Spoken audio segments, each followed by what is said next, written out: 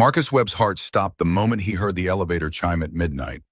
He was on the 47th floor of Hartwell Technologies, pushing his cleaning cart past the executive conference rooms, where the leather furniture cost more than his annual salary.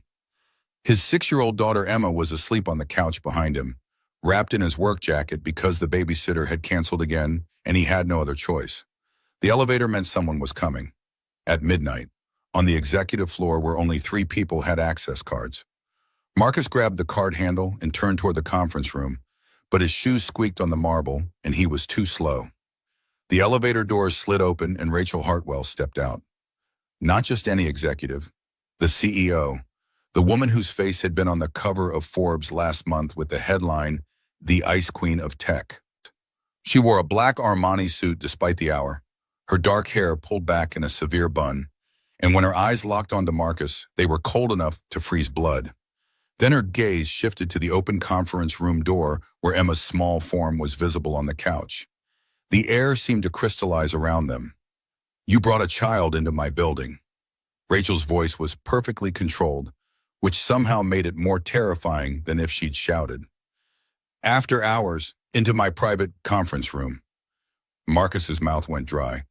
This job, $18 an hour, night shift, health insurance that actually covered Emma's asthma medication, was the only thing keeping him from losing custody. Jennifer's lawyer had filed the motion 2 weeks ago, and the language was burned into his brain. Father lacks stable employment and appropriate living conditions for minor child. "Ms. Hartwell, I can explain." "Conference room, now." Rachel walked past him, heels clicking on marble, and Marcus noticed her hands were shaking. Not with anger, with something else. Inside the conference room, Rachel stood by the floor-to-ceiling windows overlooking Chicago's glittering skyline. When she turned to face him, something in her expression had shifted. The ice had cracked just enough to show the fear underneath. "What's your name?" "Marcus Webb, ma'am. I'm one of the night custodians. I've worked here 4 years, and I swear this has never happened before. The babysitter canceled, and I couldn't find anyone, and I was desperate. How much do you love your daughter?" The question hit Marcus like a physical blow. He blinked, completely thrown off balance. "What? Would you do anything to keep her?" Rachel's voice dropped to barely above a whisper. "Would you lie? Would you pretend? Would you let strangers believe something that isn't true if it meant she stayed with you?" Marcus's throat tightened. He looked at Emma sleeping peacefully, her small chest rising and falling, completely unaware that their entire lives were balancing on whatever happened in the next 60 seconds. "Of course I would. She's everything." Rachel nodded slowly, like she'd just made a decision that terrified her more than anything she'd ever done. "Then I need you to listen very carefully. In the next minute, I'm going to make you an offer. If you say no, you walk out of here tonight and never come back. Security will escort you out, and your employment record will show termination for cause." She paused, and her phone buzzed on the table. Marcus saw the name on the screen. Derek. Rachel's face went even paler. "But if you say yes, both our lives change forever. There's no going back, no second chances, no changing your mind in a week when you realize what you've agreed to." Marcus's pulse hammered in his ears. "I don't understand." "Pretend you're my husband." Rachel's words came out clipped and precise, like she was negotiating a merger. "Starting tomorrow, in front of everyone who matters, board members, investors, judges. Or pack your things tonight and explain to a family court judge why you lost your stable job." The room tilted. Marcus gripped the back of a chair to steady himself. "Why? Why would you possibly need—" "Because someone very dangerous is trying to take everything from me, and you're the only person in this building who has something to lose just as badly as I do." Rachel pulled out her phone and opened a document. "My ex-husband filed a lawsuit 3 days ago. He's claiming I'm mentally unstable and unfit to run this company. The board votes in 72 hours on whether to remove me as CEO." She swiped to another screen and held it out. Marcus saw legal documents, motions, depositions. "Derek Townsend is arguing that I have no life outside this office. No family, no stability. Just an obsession with a power that's warping my judgment. And he's not entirely wrong." Her voice cracked on the last word.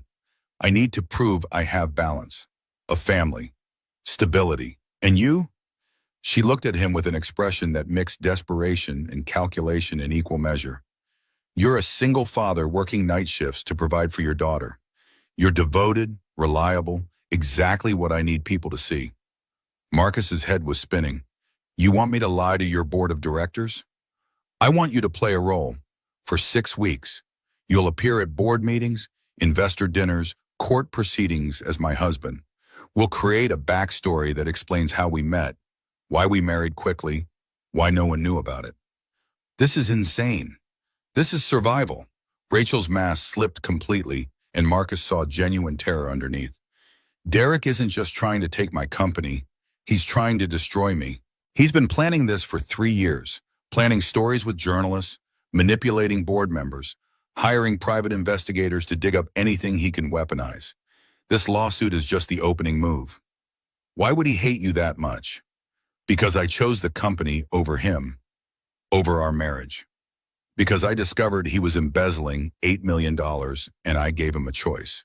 Leave quietly with a generous settlement, or I'd go to the authorities. He took the money. But he's never forgiven me for it.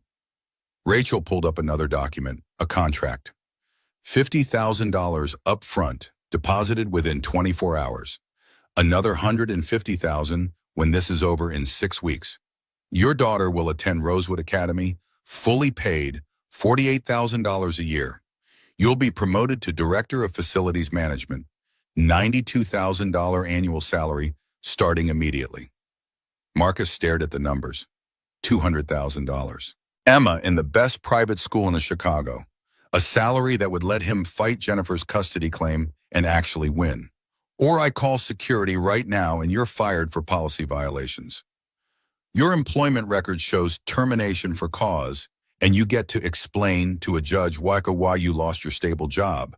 Your ex-wife's lawyer will have a field day with that, won't he? The threat hung in the air between them like poison gas. Marcus looked at Emma one more time, at her worn sneakers that were getting too small, at the jacket that was supposed to be his winter coat but spent most nights keeping her warm, at the future he couldn't give her on $18 an hour while paying Jennifer $900 a month in child support.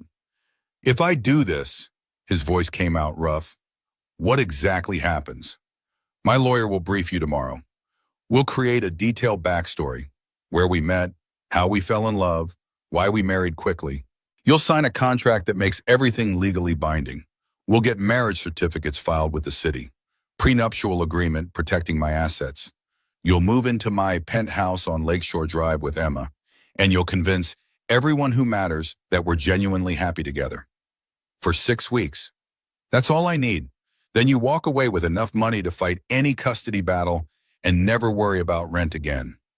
Marcus felt like he was standing at the edge of a cliff in the dark, with someone offering to pay him to jump without knowing what was at the bottom. Why me? Out of 1,800 employees, why choose the janitor you caught breaking company policy? Rachel's expression shifted into something almost like respect. Because you have exactly what I need. A daughter, a ready-made family, and most importantly, you have just as much to lose as I do. If this arrangement fails, I lose my company. You lose Emma. That kind of mutual assured destruction makes for reliable partners. Emma stirred on the couch, murmuring something in her sleep. Marcus watched her small hand reach out, searching for the comfort of his presence, even while dreaming. He thought about the letter from Jennifer's attorney that had arrived last week, about the part that said father's work schedule precludes adequate supervision and stable home environment, about the follow-up that said Jennifer was prepared to file for full custody with supervised visitation only. One more strike against him, and the judge might listen. Okay, the word came out before Marcus could stop it. I'll do it. Rachel's shoulders dropped slightly, relief flashing across her face before the mask snapped back into place. My driver will pick you up tomorrow at noon. Bring everything you own. We start immediately. She walked toward the door, then paused without turning around. And Marcus, if you tell anyone the truth about this arrangement, the deal is off and you're finished. My lawyers will bury you in litigation for breach of contract, and you'll lose everything anyway. Do you understand? I understand. After she left, Marcus stood in the empty conference room, the magnitude of what he'd just agreed to crashing over him like a wave. Emma woke up and rubbed her eyes. "Daddy, I had a dream about a castle." Marcus picked her up, feeling her small arms wrap around his neck. "Yeah, baby? We lived there, you and me and a pretty lady. Was that real?" Marcus's chest tightened. "Not yet, sweetheart, but maybe soon." "Is the lady nice?" He thought about the fear in Rachel's eyes, the desperation in her voice, the way her hands had shaken when she'd made her offer. "I don't know yet, but I think she's trying to be." The next morning, Marcus packed their entire lives into 3 suitcases and 2 cardboard boxes from the dumpster behind their building. It took less than an hour. The studio apartment in Logan Square had been temporary for 2 years now. Temporary because Marcus kept telling himself he'd find something better. Somewhere Emma could have her own room, somewhere the heat worked consistently and the neighbors didn't fight through the walls until 3 in the morning. Emma sat on the bed watching him, clutching the stuffed rabbit that Jennifer had given her 3 birthdays ago, back when Jennifer still pretended to care. "Are we going on a trip?" "Something like that." "For how long?" Marcus knelt down beside her, trying to find words that weren't exactly lies but weren't the truth either.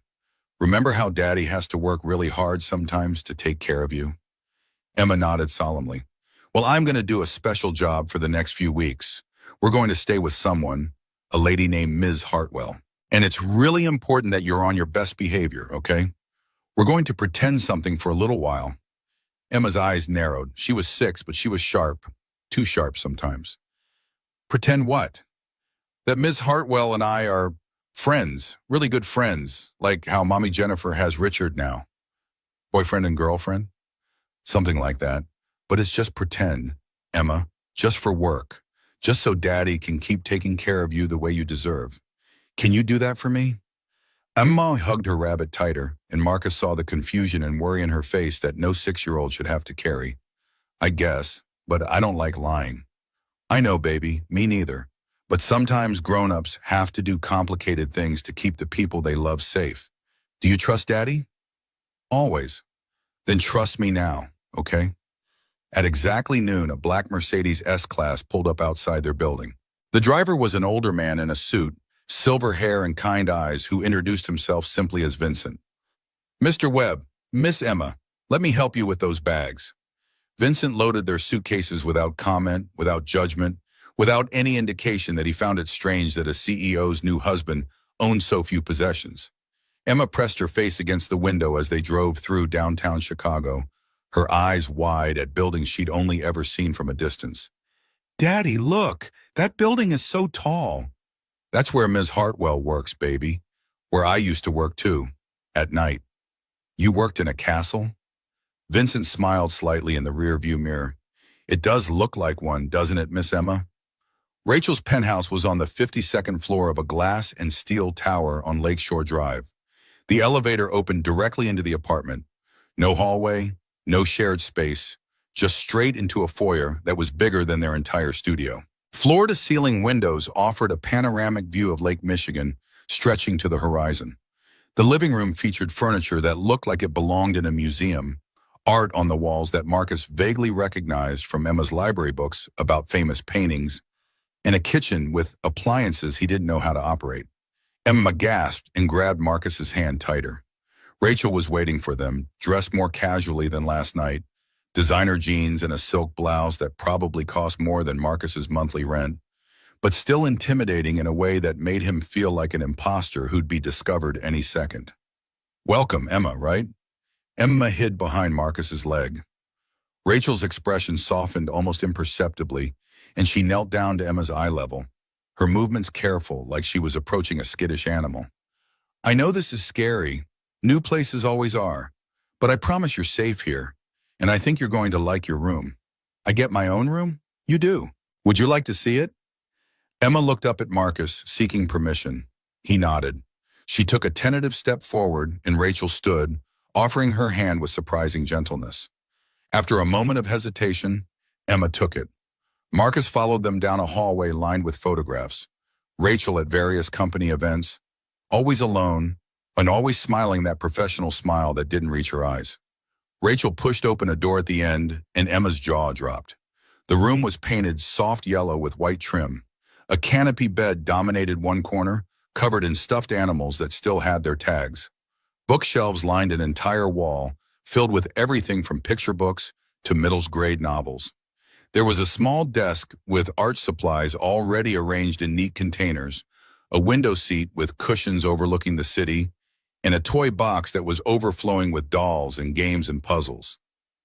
Is this really mine? For as long as you're here. Rachel's voice had lost its corporate edge. My assistant wasn't sure what you liked, so she got a variety of things. If there's something specific you want that's not here, just tell me. Emma walked slowly into the room, touching everything like she was afraid it might disappear. She picked up a stuffed bear from the bed, holding it carefully with both hands. Can I really keep this? Everything in this room is yours. Emma looked at the bear, then at Rachel, then suddenly ran forward and wrapped her arms around Rachel's legs in an impulsive hug that caught everyone off guard. Thank you. Rachel stood frozen for a moment, her hands hovering uncertainly before gently patting Emma's back with the awkwardness of someone who'd never comforted a child before. You're welcome, sweetheart. When Emma released her and started exploring the bookshelves with the rabbit tucked under one arm, Rachel caught Marcus's eye. Something vulnerable flashed across her face, surprise maybe or longing, before the professional mask returned. Marcus, my lawyer is waiting in my office. Emma, there are snacks in the kitchen if you're hungry. The housekeeper, Maria, will be here in 20 minutes. She has a granddaughter your age and brought some games to play. Rachel's home office was all glass and steel, designed to intimidate. A woman in her 50s with sharp gray eyes and hair pulled back in a severe bun sat at the desk, a stack of legal documents in front of her. She stood when they entered. Marcus Webb, I'm Patricia Morgan, Ms. Hartwell's attorney. She gestured to a chair. Sit. We have a lot to cover and not much time. For the next 3 hours, Patricia walked Marcus through every detail of the fabricated story with the precision of a general planning a military campaign. Marcus and Rachel had met 7 months ago at a charity gala for STEM education at the Art Institute of Chicago. Rachel had been giving a speech about closing the opportunity gap in tech careers. Marcus had been there volunteering as part of Hartwell Technologies' Employee Community Service Program, helping with setup and breakdown. You talked during the cocktail hour about workforce development. Patricia read from her notes like she was describing real events. Rachel was impressed by your practical insights. You'd grown up without much money, worked your way through community college before financial constraints forced you to drop out. You understood the barriers that keep people trapped in low-wage work. She found that perspective valuable. Marcus's stomach twisted. I didn't actually grow up poor. My dad was a union welder. We were fine. You do now. The backstory establishes your credibility and explains why Rachel was attracted to you despite the difference in your circumstances. It also justifies your deep empathy and fierce devotion to Emma. Patricia continued with the timeline. Their first actual date was April 15th at a small Italian restaurant in Lincoln Park called Lucia's. Marcus ordered the carbonara. Rachel had the seafood risotto. They talked about Emma, about Rachel's work, about their respective childhoods. The connection was immediate and genuine. You saw each other weekly after that, always low-key, coffee shops, walks by the lake, quiet dinners.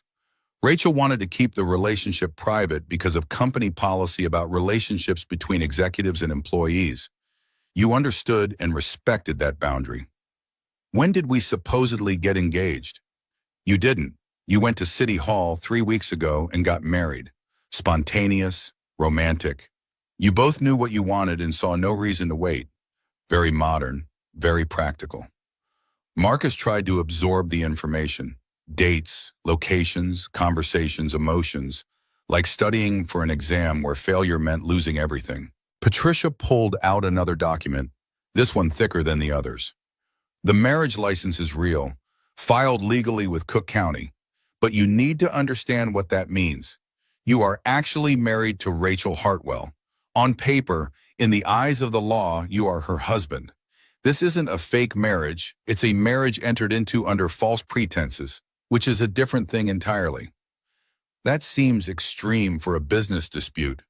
Patricia and Rachel exchanged a glance that made Marcus's instincts prickle with warning. Derek Townsend isn't just suing for control of the company. Patricia's voice took on a careful quality, like she was choosing each word with precision.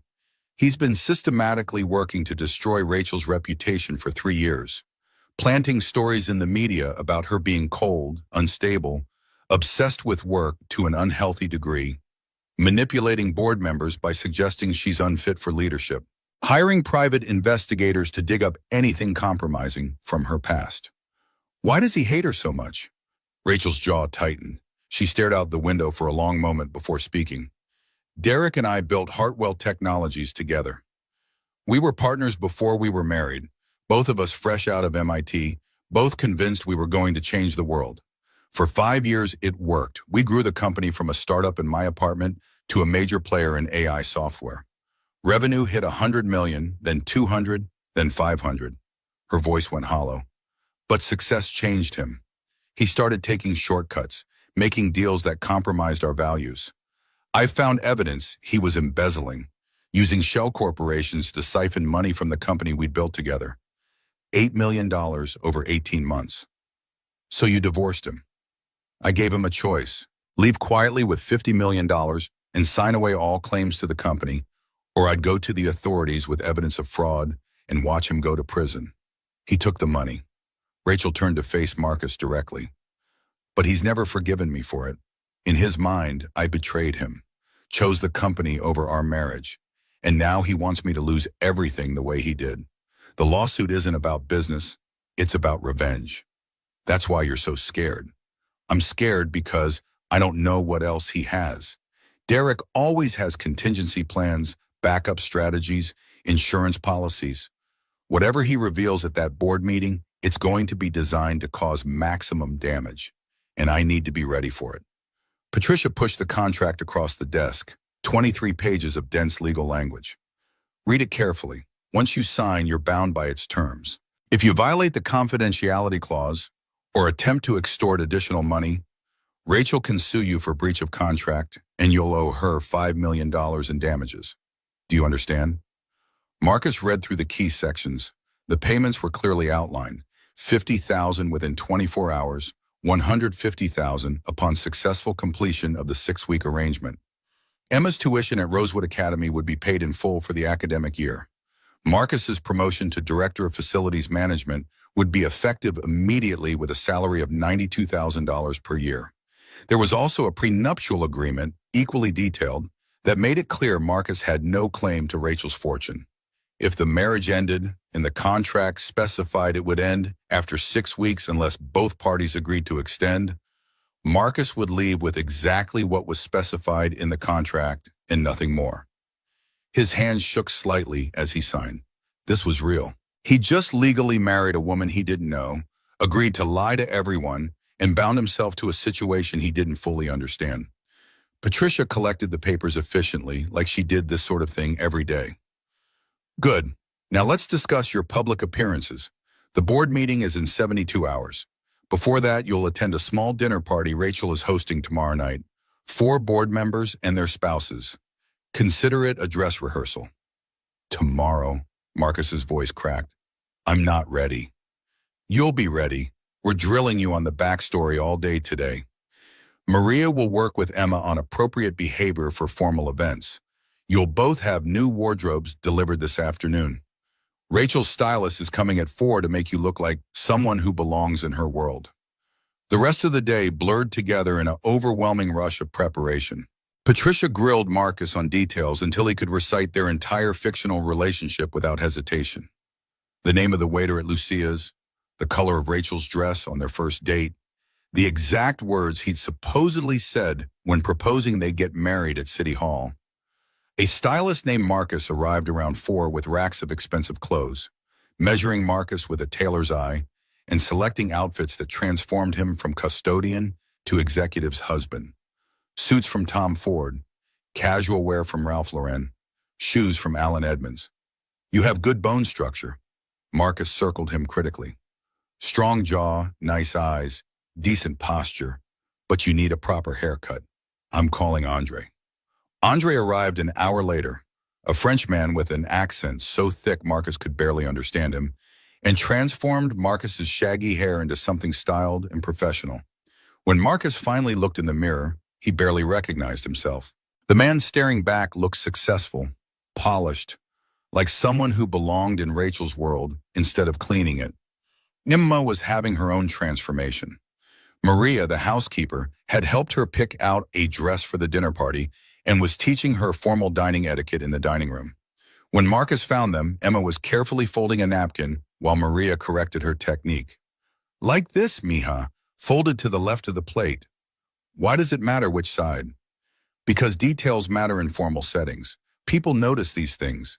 They make judgments about you based on small details. Emma saw Marcus and ran over, her face lighting up. Daddy, Maria is teaching me fancy stuff. Marcus picked her up, noting that she'd already been bathed and dressed in new clothes. A simple blue dress that somehow managed to look both age-appropriate and expensive. I see that. You're becoming very sophisticated. What's sophisticated mean? It means fancy and smart at the same time. Rachel appeared in the doorway and Marcus's breath caught. She'd changed into a simple black dress, her hair down around her shoulders instead of pulled back. She looked softer somehow, less like a CEO and more like a woman who might actually be someone's wife. The guests arrive at 7 tomorrow evening. Margaret Chen, Robert Hayes, Thomas Liu, and Barbara Winters. All board members, all skeptical of my ability to balance work and personal life. We need to convince them we're genuinely happy together. How do we do that? Marcus set Emma down gently. Small touches, hand-holding, inside jokes, comfortable silence. The kind of intimacy that can't be faked easily. Rachel paused. At least the kind that's very difficult to fake convincingly. That night, after Emma was asleep in her new room, having insisted on reading 3 books and testing every stuffed animal on the bed, Marcus stood in his own bedroom, staring at the California King mattress and wondering how his life had become so surreal in less than 24 hours. His phone buzzed with a text from Jennifer. Heard you moved. New address? Marcus's stomach dropped. How did she know already? He'd been planning to tell her himself to control the narrative, but someone must have seen the Mercedes or mentioned something to someone who knew someone. He typed back, yeah, got a better place. Good for Emma. Where? Marcus hesitated, then sent Rachel's address. There was no avoiding it. Jennifer had legal rights to know where their daughter was living. Her response came immediately. Lakeshore Drive? How the hell did you afford that? My situation changed. We'll talk about it when you visit. You better believe we will. I'm coming tomorrow afternoon. Marcus closed his eyes. Jennifer would arrive right before the dinner party. This was going to be a disaster. He found Rachel in her office, working despite the late hour, the glow from her laptop screen casting shadows across her face. Can't sleep either? She looked up, startled, then gestured to the chair across from her desk. Jennifer is coming tomorrow afternoon. She wants to see where Emma's living. Rachel set down her pen. That's actually good timing. How is that possibly good? Because the best way to convince Jennifer this is real is to let her see us together. See Emma happy. See the life we're supposedly building. Rachel leaned back in her chair. Your ex-wife left you because you couldn't provide the life she wanted, correct? Marcus's jaw tightened. She left because she met someone with more money and better prospects. Yeah. Then when she sees what you have now, she'll back off. She won't want the responsibility of full custody if you can provide better opportunities for Emma. It's simple game theory. You don't know Jennifer. She's competitive. She might fight harder just to prove she can. Then we make sure she can't win. Patricia's already drafting a custody modification proposal. We'll offer Jennifer reduced child support in exchange for you having primary custody.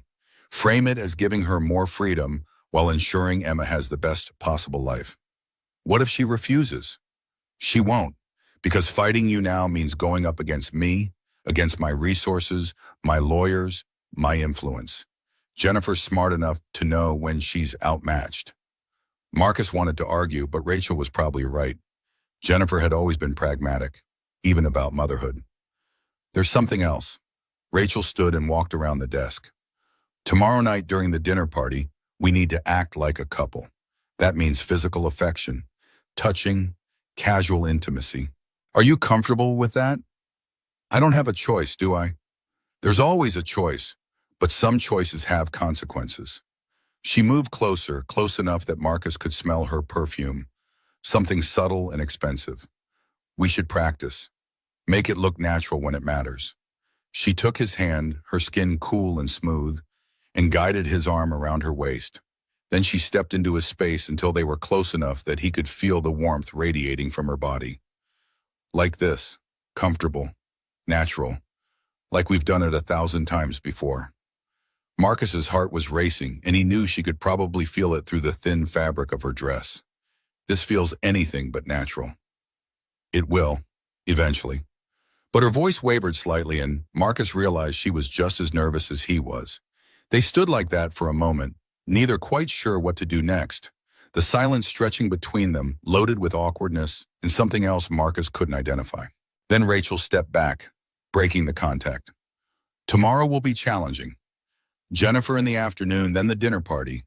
But if we get through it, the board meeting will be easier.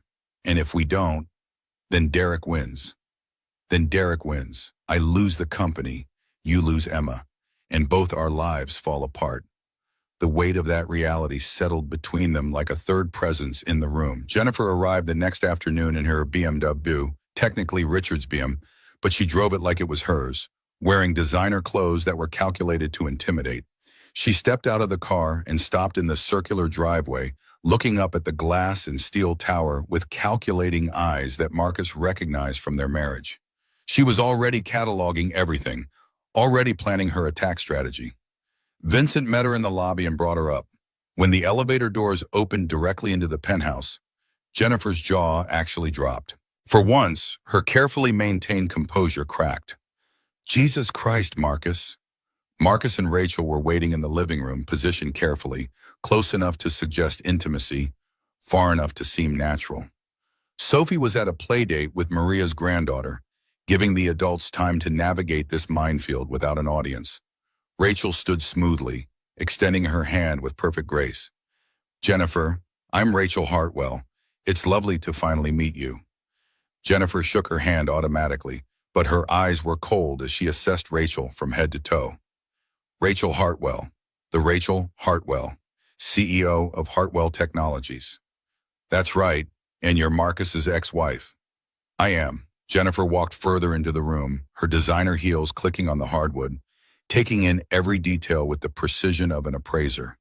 The furniture that cost more than a car, the art on the walls, the view that stretched across the entire city. She picked up a framed photo from the side table, one that Patricia had staged, showing Marcus, Rachel, and Emma at the lakefront, all smiling like a real family. This is quite the upgrade from that studio apartment in Logan Square. We've been fortunate. Marcus kept his voice neutral. Jennifer laughed without humor. Fortunate? 6 months ago you were begging me to reduce child support because you could barely make rent. Now you're living here, married to a billionaire. What changed, Marcus? I met Rachel. My circumstances improved. Just like that, you meet a CEO at some charity event and suddenly you're living in a penthouse. Jennifer set down the photo with deliberate care. You must think I'm an idiot. Rachel stepped forward, her voice calm but firm with an edge of steel underneath. Jennifer, I understand your skepticism. The circumstances are unusual, but Marcus and I connected over shared values about education and opportunity. I saw qualities in him that impressed me. His work ethic, his devotion to Emma, his integrity. Those things matter more to me than background or wealth. How convenient for him. Yes, it is convenient. He found someone who appreciates him for who he is rather than what he has. I believe that was something lacking in your marriage. Jennifer's face flushed red. You don't know anything about our marriage. I know you left when times got hard. I know you fought for custody primarily to maintain child support payments rather than out of genuine desire to parent full-time. I know Emma mentions you visiting only once a month, despite living 20 minutes away. I'm busy. I have a life. So do we, but we make Emma our priority. Rachel moved closer to Marcus, taking his hand in a gesture that looked practiced but felt surprisingly natural. Which is why we're proposing a modification to the custody arrangement. Marcus will have primary custody. You'll have standard visitation to Mambestamehim, Nantimatanashin, 2 weekends per month and alternating holidays. In exchange, child support will be reduced to $500 per month. Jennifer stared. You're trying to take my daughter. We're trying to give Emma stability. She's thriving here. New school, consistent routine, two parents who are present every day. You know this is better for her. Two parents, Jennifer's voice rose. You've known her for what, 3 weeks? And you think you're her parent? I think I'm someone who's here every day, reading to her at night, helping with homework, making sure she's safe and loved. Can you say the same? The room went silent. Jennifer's hands clenched into fists at her sides, and Marcus could see her calculating, weighing her options, trying to find an angle. I'm not agreeing to anything without talking to my lawyer. Of course, Rachel's voice smoothed back into professional courtesy. Have him contact Patricia Morgan. We can work out the details. After Jennifer left, slamming the door behind her hard enough to rattle the frame, Marcus exhaled heavily. That went worse than I expected. It went exactly as expected. She's angry because she knows we're right. Her lawyer will convince her to accept the deal within the week. Rachel checked her watch, the gesture so practiced it seemed automatic. The guests arrive in 3 hours. We need to prepare. The dinner party was excruciating from the first moment. Margaret Chen arrived first with her husband David, a quiet literature professor who seemed uncomfortable in formal settings. Margaret hugged Rachel warmly, which surprised Marcus. He hadn't expected the CFO to show genuine affection. It's so good to see you outside the office, Rachel. And you must be Marcus. Margaret's handshake was firm and assessing. I've heard so much about you.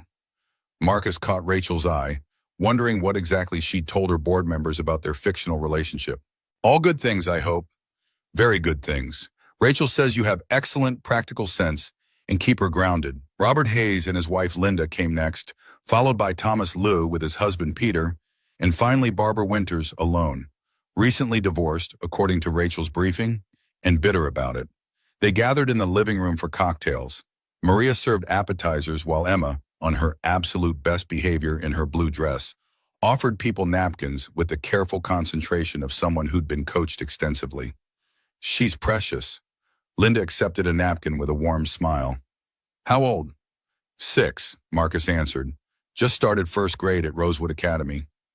Excellent school. Our grandson attends there. Maybe they'll be classmates. The conversation flowed easily enough through drinks, but Marcus felt the scrutiny. Every touch between him and Rachel was analyzed, every glance evaluated. When Rachel's hand rested naturally on his shoulder while she was telling a story about the company's early days, Margaret watched. When Marcus laughed at something Rachel said about a disastrous investor pitch, Robert studied his face for signs of performance. They moved to the dining room for dinner. Rachel had arranged the seating strategically, Marcus on her right, Margaret on her left, creating a buffer of friendly faces. Emma sat between Marcus and Linda, who seemed genuinely delighted to have a child at the table. During the first course, some kind of soup that Marcus couldn't identify but pretended to enjoy, Barbara spoke up from across the table. So, Marcus, this all happened rather quickly. You and Rachel. When you know, Marcus echoed the line Patricia had drilled into him. How romantic. Barbara's smile didn't reach her eyes, though I imagine the difference in your backgrounds created some challenges. Barbara, Margaret's voice carried a warning. I'm just curious. It is unusual for someone in Rachel's position to marry. Barbara paused deliberately. Someone from such a different world. What did you do before your recent promotion, Marcus? The table went quiet. Marcus felt everyone's eyes on him, and he knew this was a test. Patricia had warned him Barbara would attack, that she'd try to make him feel ashamed, try to get him to react defensively. He set down his soup spoon with deliberate care and looked Barbara directly in the eyes. I was a custodian, Mrs. Winters. I cleaned in this building and every floor in it for 4 years, night shift, $18 an hour. Barbara's eyebrows rose. How egalitarian of you, Rachel. Marcus's position didn't define him. Rachel's voice was calm, but Marcus heard the anger underneath. His character did. I saw how hard he worked, how dedicated he was to his daughter, how much he understood about the systems that keep people trapped in low-wage work despite having skills and intelligence. Still, quite the Cinderella story. Or would it be Cinderfella? Barbara sipped her wine. I'm sure Derek will find it fascinating when it comes up at the board meeting. The temperature in the room dropped several degrees. Derek's opinion is irrelevant. Rachel's tone could have cut glass. Is it? He's making some rather interesting claims in his lawsuit about your mental state, your obsession with work. Now suddenly you're married with a ready-made family. Some might say the timing is suspicious. Some might say Derek is a bitter ex-husband who can't accept that Rachel moved on and built a life without him.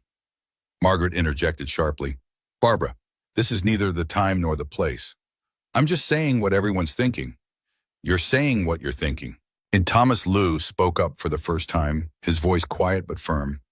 Not everyone shares your skepticism. I've known Rachel for 8 years. I've never seen her happier than these past few weeks. That's not performance.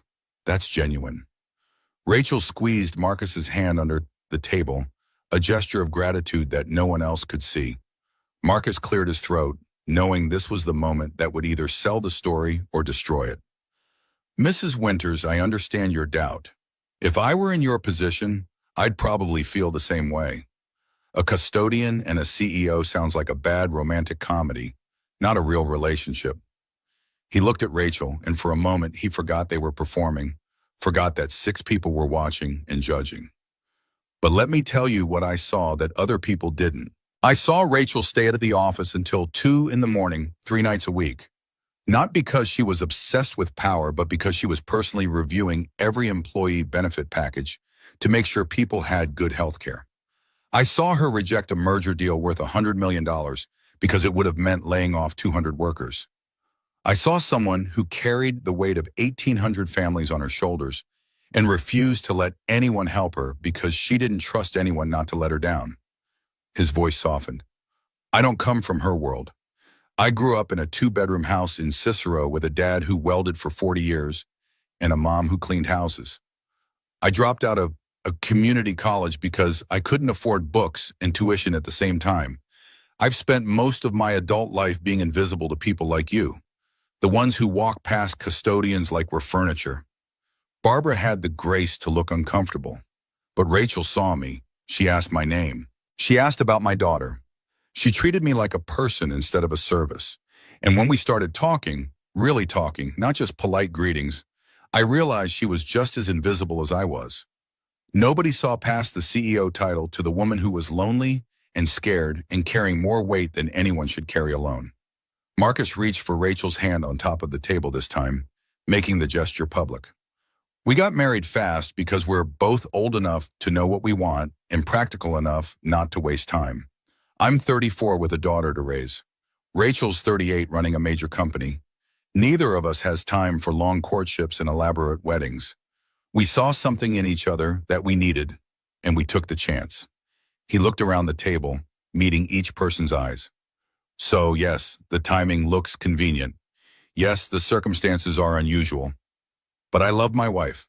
Not for her money. I signed a prenup that makes it clear I have no claim to any of that. I love her because she makes my daughter smile. Because she reads bedtime stories even when she's exhausted. Because she fights for what she believes in even when it costs her everything.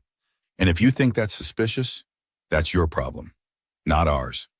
The table was completely silent. Then Margaret started clapping, slow and deliberate, and the others joined in. Even Barbara, though her applause was reluctant. Well said, Marcus. Margaret raised her wine glass. To Rachel and Marcus, may your partnership be as successful as your love clearly is.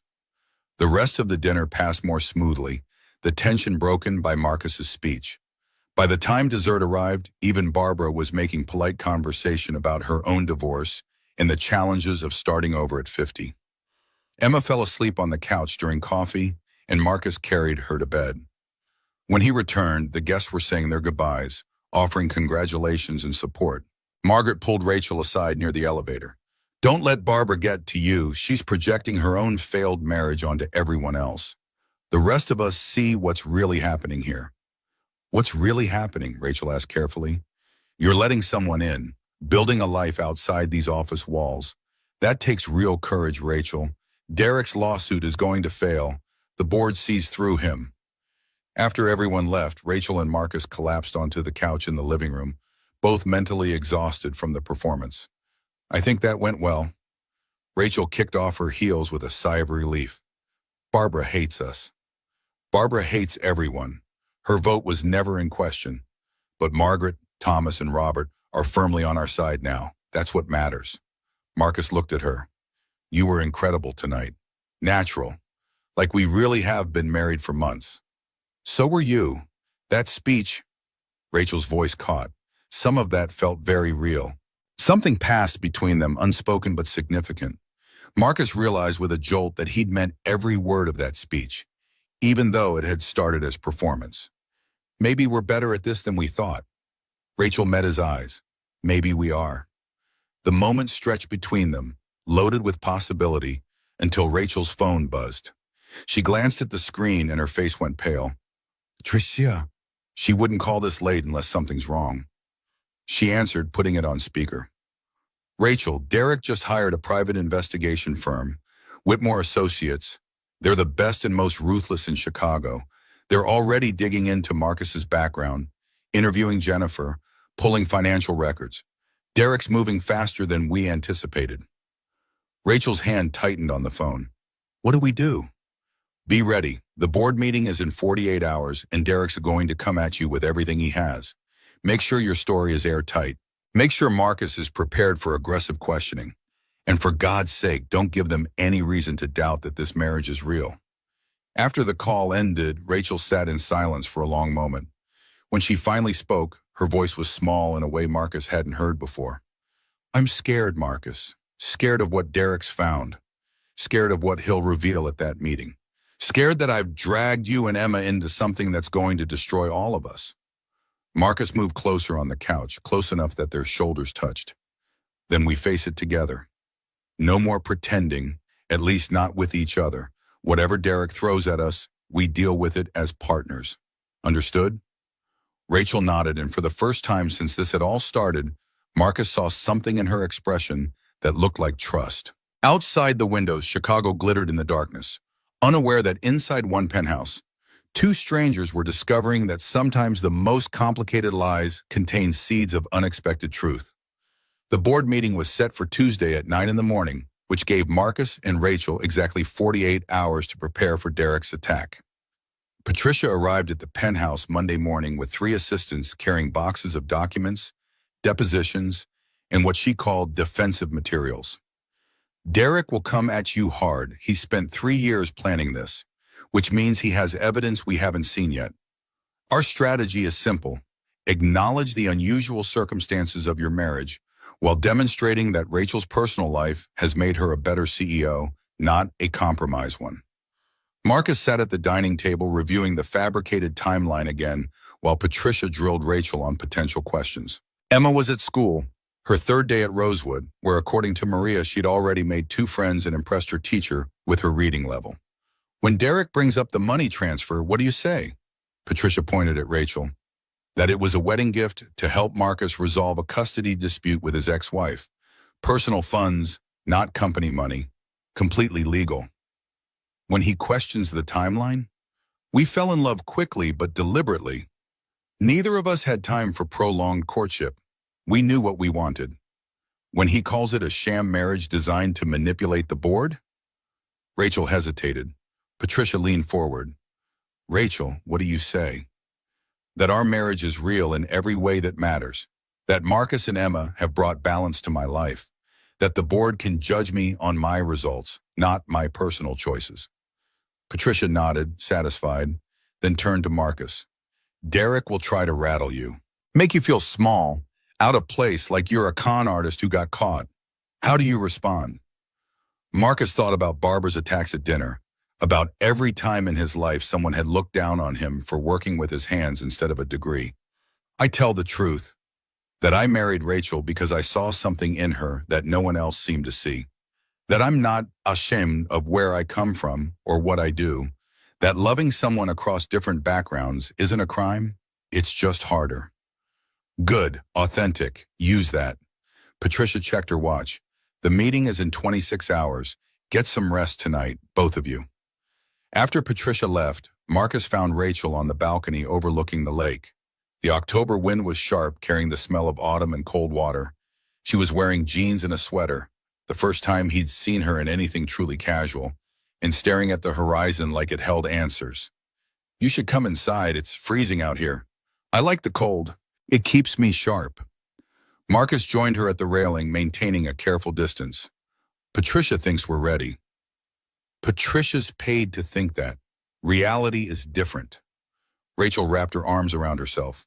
"Derek knows something. I can feel it. He's too confident, too quiet. He's waiting to drop something that will destroy me. Then we deal with it when it comes, together." Rachel turned to face him, wind whipping her hair around her face. "Why are you being so calm about this? You barely know me. This isn't your fight." "It became my fight the moment you made that offer. And maybe—" Marcus stopped, unsure if he should continue. "Maybe what?" "Maybe I'm tired of running from hard things. Jennifer left and I accepted that. My dad died and I didn't grieve properly because I had to keep working. Emma's asthma got worse and I couldn't afford better treatment. Every time life hit me, I just took it and kept going. But this feels like something worth fighting for." Rachel's expression shifted into something softer, more vulnerable. "You barely know what you're fighting for." "I know enough. I know you work yourself to exhaustion because you feel responsible for 1,800 families. I know you read to Emma every night even though no one asked you to. I know you're terrified of being alone, but even more terrified of letting people close enough to hurt you." Rachel's breath caught. "You see too much. Or maybe you've been invisible for too long, just like me." The moment hung between them, charged with something neither could name. Then Rachel's phone shattered the silence with an urgent buzz. She looked at the screen and her face drained of color. "It's from an unknown number, no message, just a photo." She held the phone out. The image showed Rachel and Derek from years ago, both younger, both smiling at some company celebration. But someone had written on the physical photo in red ink before photographing it, "I know everything. Soon everyone else will too." Marcus felt his stomach drop. "What does that mean?" "I don't know, but whatever Derek's planning, it's about to start." Tuesday morning arrived too fast. Marcus woke at 5, unable to sleep, and found Rachel already in the kitchen, making coffee with hands that trembled slightly. She wore a charcoal suit that probably cost more than Marcus's old car, her hair pulled back in that severe style that made her look untouchable. "You look terrifying." Marcus accepted the coffee mug she offered. "That's the idea. Armor for battle." Emma wandered in, rubbing her eyes, and Rachel's expression immediately softened. She poured orange juice and made toast without being asked, having learned Emma's breakfast preferences through careful observation. "Do you have to go to work today?" "Yes, sweetheart, but Maria will take you to school and pick you up. And tonight we'll do something special, okay? Whatever you want." "Can we make cookies?" "Absolutely." "Chocolate chip?" Emma nodded enthusiastically, and Rachel managed a genuine smile despite the tension radiating from her shoulders. Vincent drove them to Hartwell Technologies through morning traffic that seemed heavier than usual. Marcus wore one of his new suits, navy Tom Ford, white shirt, no tie as Patricia had instructed. "Confident, but not trying too hard," she'd said. The executive floor was already filling with board members when they arrived. Margaret offered an encouraging smile. Thomas gave Marcus a subtle thumbs up. Robert looked stern but not hostile. Barbara's expression was unreadable. And at the far end of the room, flanked by 2 lawyers in expensive suits, stood Derek Townsend. He was shorter than Marcus expected, maybe 5'9", with the kind of polished appearance that came from money and careful maintenance. Sandy hair, expensive watch, smile that didn't reach his eyes. When he spotted Marcus, that smile widened into something predatory. "So this is really happening. The janitor playing Prince." "That's enough," Margaret's voice cracked like a whip. "Derek, you're here as a courtesy because you're a significant shareholder. Show some respect or leave." Derek held up his hands in mock surrender, but his eyes never left Marcus, assessing, calculating, searching for weakness. The meeting was called to order at 9 sharp. Robert Hayes, the board chair, opened with formalities before turning the floor over to Derek. "You all know why we're here. 3 weeks ago, I filed suit requesting this board remove Rachel Hartwell as CEO on grounds of mental instability and compromised judgment. I'd like to present evidence supporting that claim. Derek's presentation was devastating in its thoroughness. He had bank records showing the $50,000 transfer to Marcus the day after they supposedly got married. Security footage from the night Rachel found Marcus with Emma, time-stamped and date-stamped, showing clearly that it was the first time Rachel and Marcus had interacted. Phone records proving they'd never communicated before that night. Employment records showing Marcus's promotion came exactly 24 hours after the marriage was registered.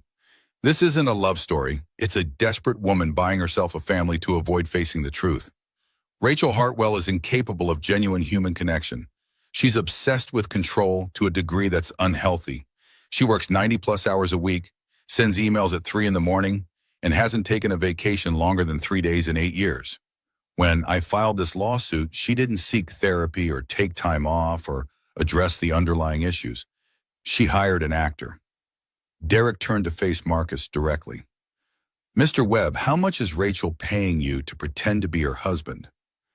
Patricia stood before Marcus could respond. "Mr. Townsend, you're out of line. The financial arrangements between Marcus and Rachel are private marital matters." "Are they? Because it looks a lot like employment compensation to me. 50,000 up front, another 150,000 promised.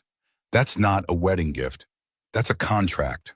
The board members shifted uncomfortably. Even Margaret looked troubled. Derek pressed his advantage, pulling up more documents on the screen.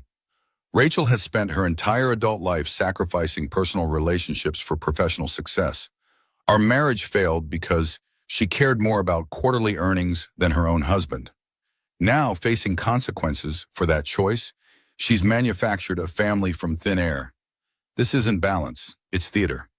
Robert turned to Rachel. "Do you have a response?" Rachel stood slowly. Marcus could see her hands shaking despite her controlled expression. When she spoke, her voice was steady, but he heard the fear underneath. "Everything Derek showed you is technically accurate.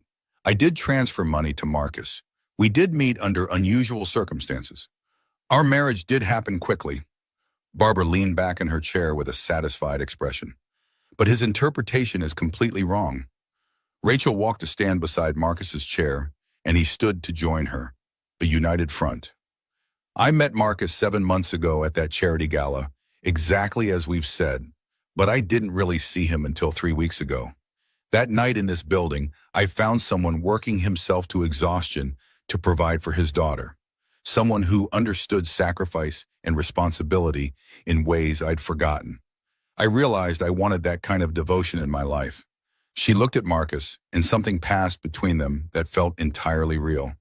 "Not because I needed to fool this board, because I needed to remember what it felt like to care about something besides profit margins and market share.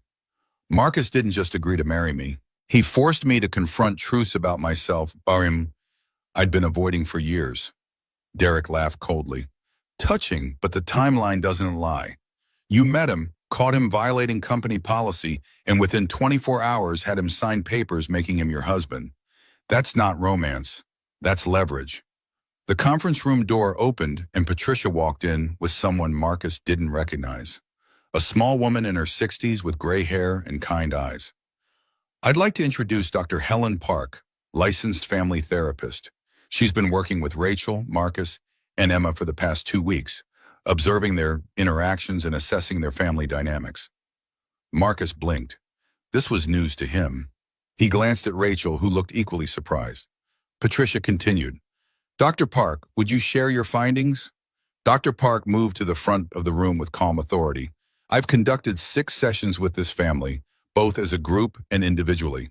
I've observed them in their home environment, watched Rachel and Emma interact during bedtime routines, interviewed Emma's teachers at Rosewood Academy, and spoken with household staff." She pulled out a folder. "My professional assessment is that this is a genuine family unit.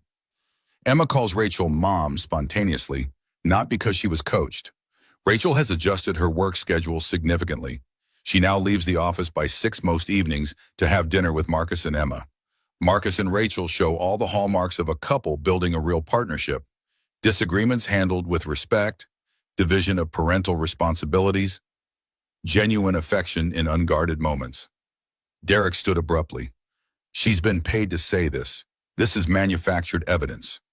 I'm a court-appointed family therapist, Mr. Townsend. I work in custody cases. My reputation depends on honest assessments. Dr. Park's voice was steel-wrapped in velvet. And frankly, I've seen enough fake families to spot one. This isn't that. Margaret spoke up. I've also noticed changes in Rachel. She smiles in meetings now. She asked me about my grandson's soccer game, something she's never done in 8 years. Small things, but meaningful. Thomas nodded. I agree. Rachel's been more focused, not less. Revenue is up 12% this quarter. Employee satisfaction scores hit an all-time high. Whatever's happening in her personal life, it's making her a better CEO, not a worse one. The momentum was shifting. Marcus could see Derek realizing he was losing control of the narrative. Then Derek played his final card. Since we're talking about honesty, let's talk about something Rachel has been hiding for 8 years. Something that proves exactly how far she'll go to protect her interests, regardless of ethics or law. He pulled up a new document on the screen. Marcus saw Rachel's face go white. March 17th, 2017. Sarah Hartwell, Rachel's younger sister, was driving drunk on Lakeshore Drive at 2 in the morning. She struck and killed a 19-year-old college student named David Morales. Hit and run. David died at the scene. The room went deadly silent. Sarah called Rachel for help, and Rachel, instead of calling the police, instead of ensuring justice for that young man, paid the Morales family $2.5 million to keep quiet. She used her money and influence to make the whole thing disappear. Sarah never faced charges, never spent a day in jail. The family got paid off, and David Morales was buried without justice. Derek turned to the board with triumph in his eyes. This is who you have running your company.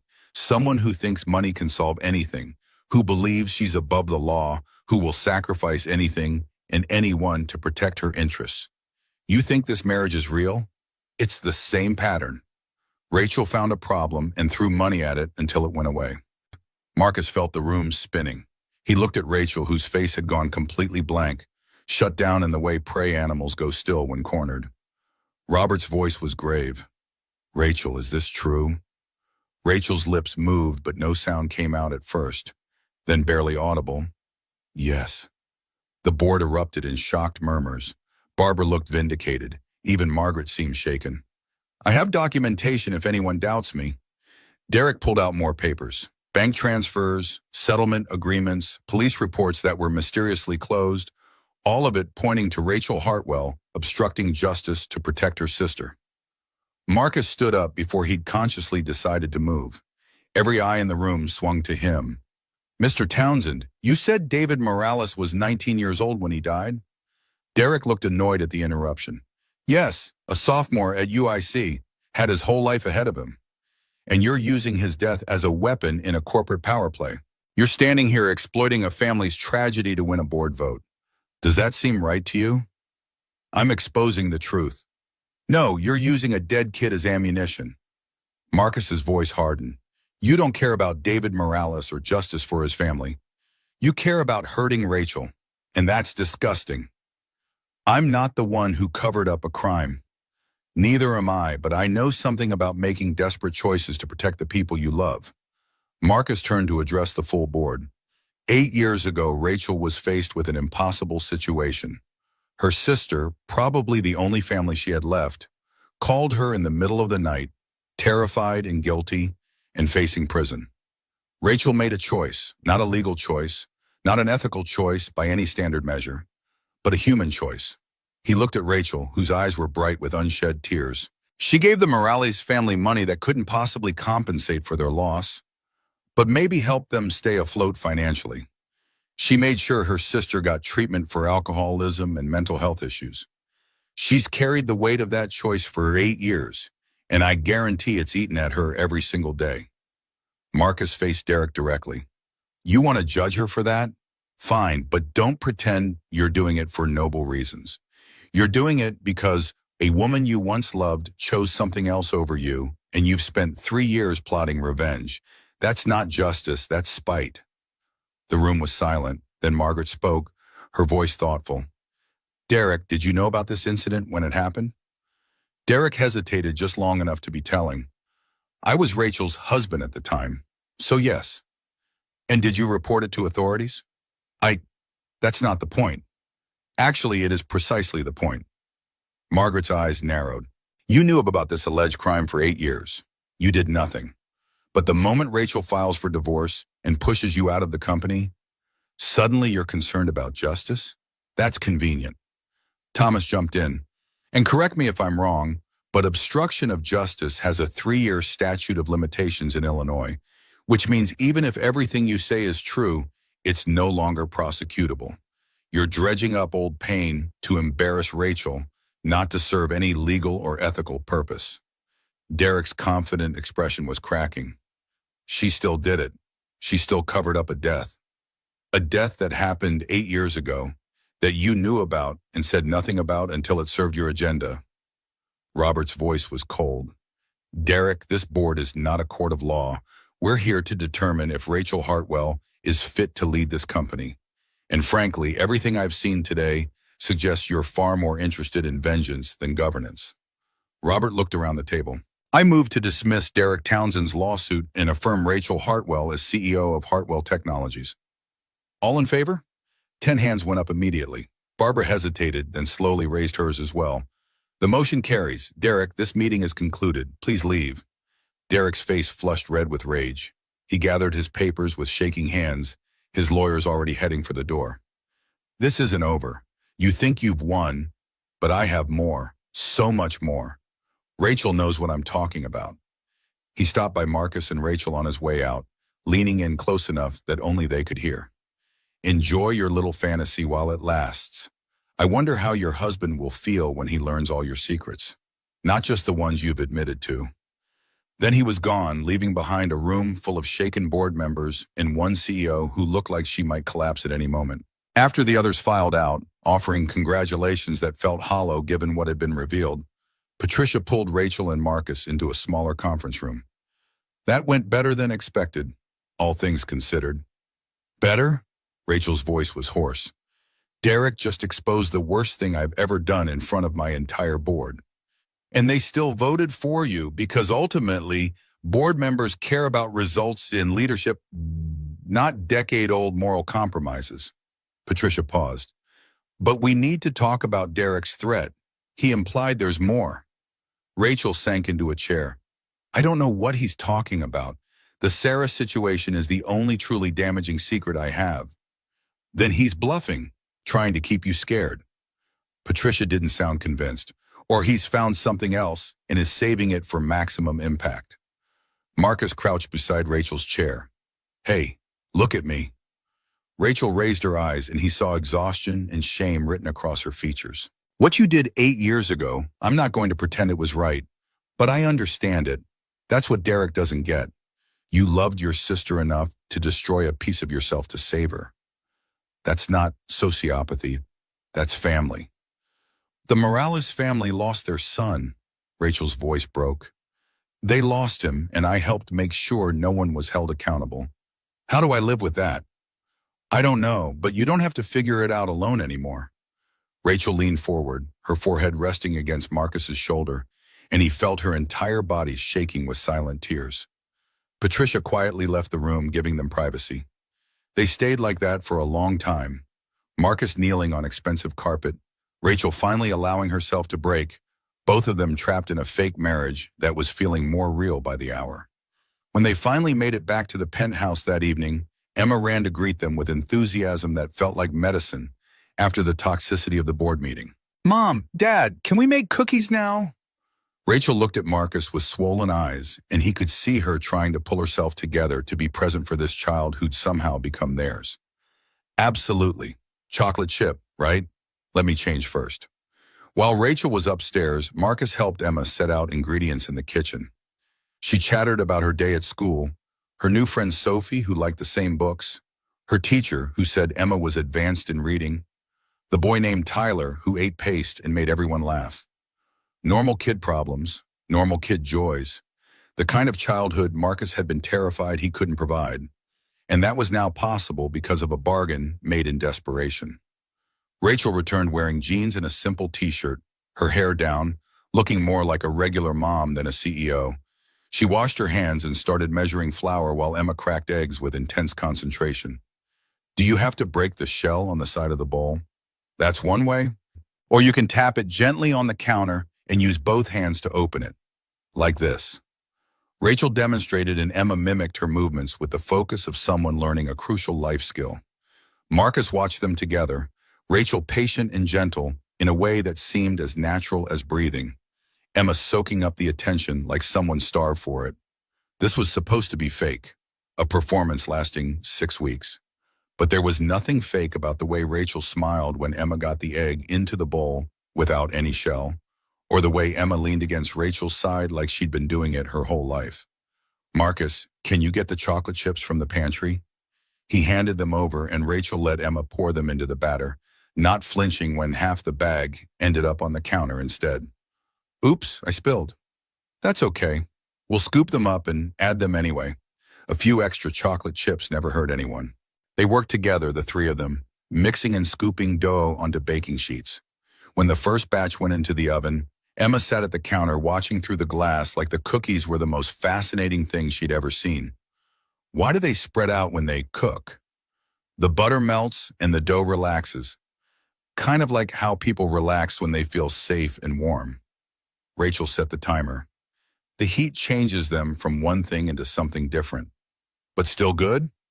Sometimes even better. Emma nodded seriously, accepting this wisdom, while Marcus wondered if they were still talking about cookies. Later, after Emma was in bed with a glass of milk and 2 warm cookies, Marcus found Rachel on the balcony again. She was holding a glass of wine and staring at the lake, which was choppy with whitecaps under the evening wind.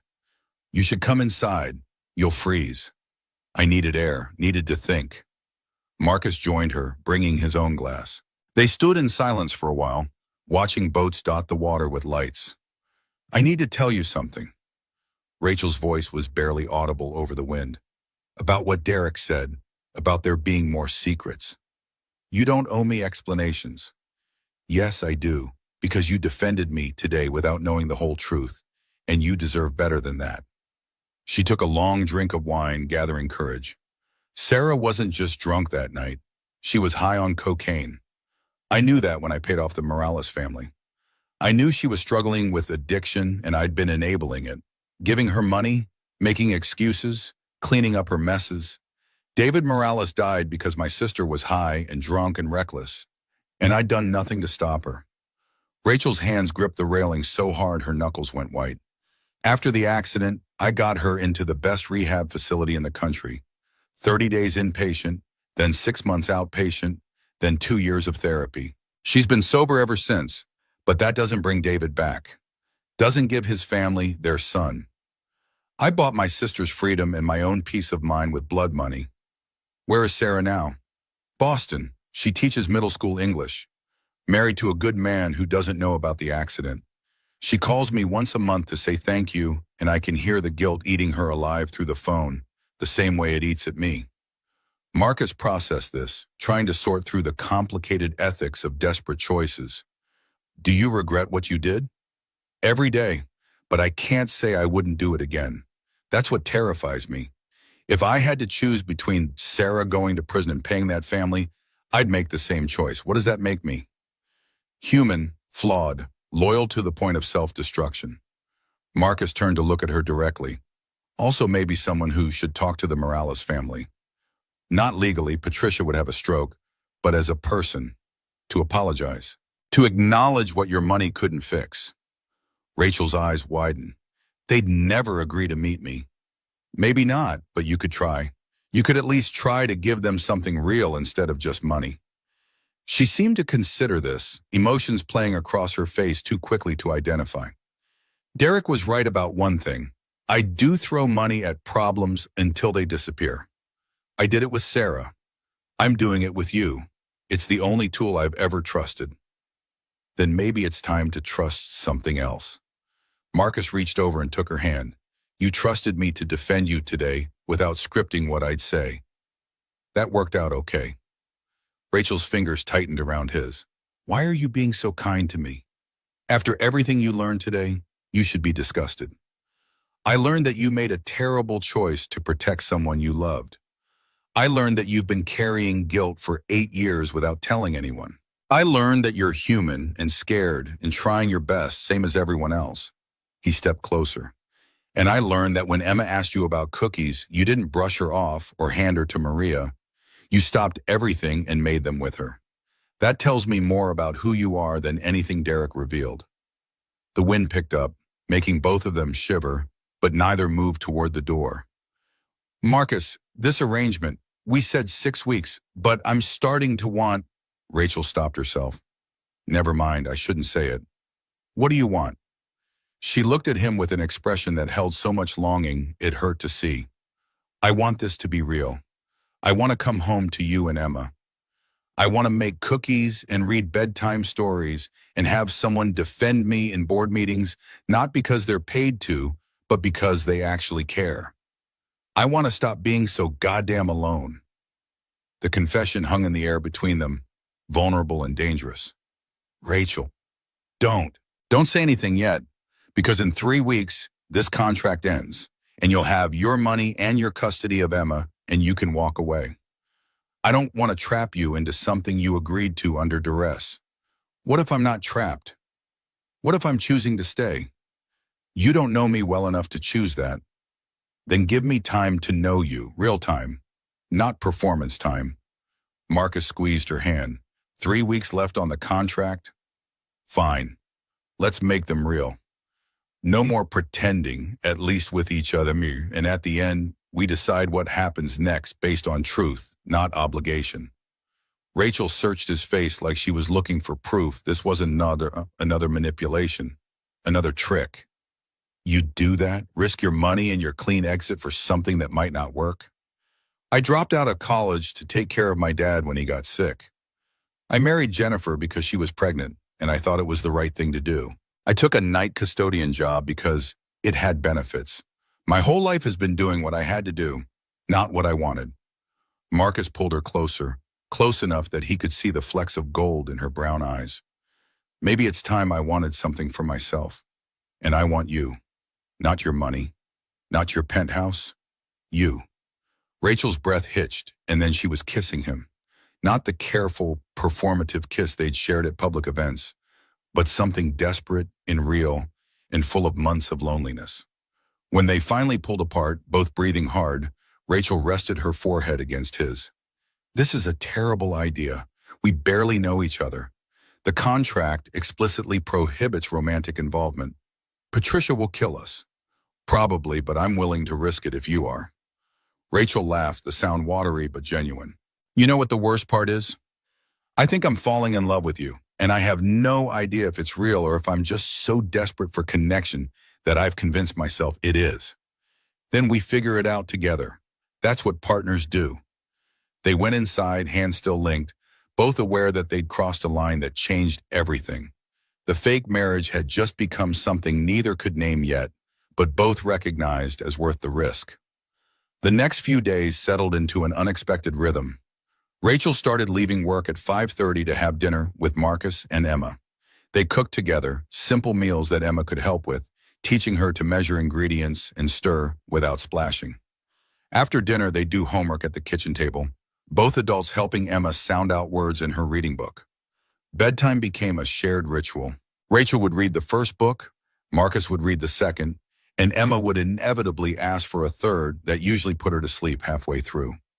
Then Rachel and Marcus would retreat to the living room and talk, real conversations about their lives, their fears, the things that had shaped them.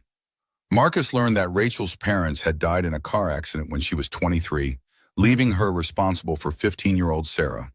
That she'd built Hartwell Technologies partially because she needed something to control when everything else in her life felt chaotic. That she'd loved Derek once, before ambition and pressure turned them into competitors instead of partners. Rachel learned that Marcus's mother had left when he was 12, just disappeared one day without explanation. That his dad had raised him alone, working double shifts at the welding shop to keep them afloat. That Marcus had dropped out of college, not because he couldn't handle the work, but because his dad got diagnosed with lung cancer and someone needed to drive him to chemo. That Jennifer had been pregnant when they married, then miscarried at 12 weeks, and they'd stayed together out of inertia until Emma was born, and even that wasn't enough to save them. She told me I was going nowhere, that I'd always be nothing more than a janitor. Marcus said this matter-of-factly, the wound old enough to have scarred over. Part of me believed her, still does sometimes. You're raising a daughter who's thriving. You're running facilities for a major tech company and solving problems engineers can't figure out. You defended me in front of people who terrify most executives. Rachel reached over and took his hand. Jennifer was wrong, and I think you know that now. On Friday evening, Patricia called with news. Jennifer's lawyer contacted me. She's willing to accept the custody modification. Primary custody to you, supervised visits twice a month, child support reduced to $600 per month. Marcus felt his chest loosen with relief. She agreed. Her lawyer made it clear that fighting you now would be expensive and likely unsuccessful, given Emma's stability in her current environment. Jennifer's being practical. Patricia paused. Also, Derek Townsend was arrested this morning. Rachel grabbed the phone. For what? Breaking and entering, theft of corporate documents, and attempted blackmail. Turns out the private investigator he hired made some illegal moves that Derek authorized in writing. Very sloppy for someone usually so careful. He's being held on $500,000 bail. After the call ended, Rachel sat back with an expression of stunned disbelief. It's over. Derek's facing criminal charges. The custody battle is settled. The board voted in my favor. We actually did it. We did. Marcus felt the same disbelief. 3 weeks ago, he'd been a janitor facing potential job loss. Now he had custody of his daughter, a career that paid real money, and something with Rachel that defied easy definition. The contract expires in 2 weeks. I know. So what happens then? Rachel's voice was careful, like she was afraid of the answer. Marcus considered this.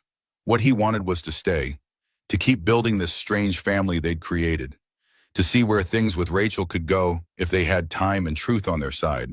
But he also knew they'd started from a place of coercion, and that foundation might not be stable enough to build on.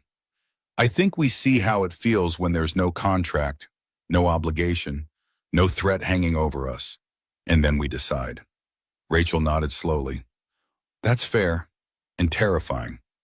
Most good things are. That weekend, Rachel did something unprecedented. She took Saturday off completely. No laptop, no phone calls, no emergency meetings. Instead, they took Emma to the Museum of Science and Industry, where she dragged them through every exhibit with boundless energy. Marcus watched Rachel get genuinely excited about a machine that showed how soap molecules work, explaining the science to Emma in terms a 6-year-old could understand. He saw her laugh when Emma insisted on climbing into the U-boat exhibit and pretending to be a submarine captain. He noticed that she held his hand while they walked through the museum, casual and natural, like they'd been doing it for years instead of weeks. On the train ride home, Emma fell asleep against Rachel's shoulder. Rachel looked down at her with an expression of such profound tenderness that Marcus felt his chest tighten. I never thought I'd have this. Rachel's voice was barely a whisper. I'd convinced myself I didn't want it. Easier than admitting I was too scared to try. You're not scared now? Terrified, but doing it anyway. She looked up at Marcus. That's growth, right? The next week brought an unexpected visitor. Patricia called Tuesday morning with worry in her voice.